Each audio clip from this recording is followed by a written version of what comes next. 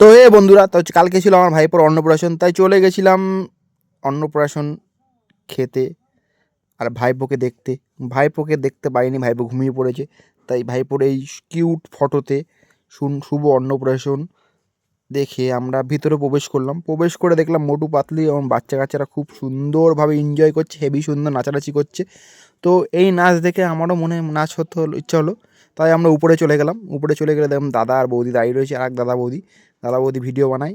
তাই আমি বললাম একটু রিলস বানিয়ে দেবো তোমাকে।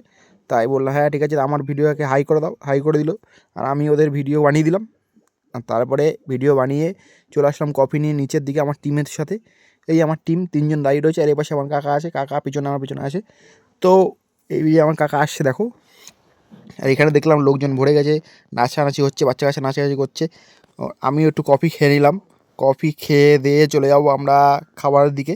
তো খাবারের দিকে এসেই দেখলাম এই যে একটা ব্যাচ বসেছে, আর আমি এই দাদার সাথে, দাদার সাথে একটু ফটো তুলে নিলাম। দাদা আমার সাথে ফটো তুলে নিল।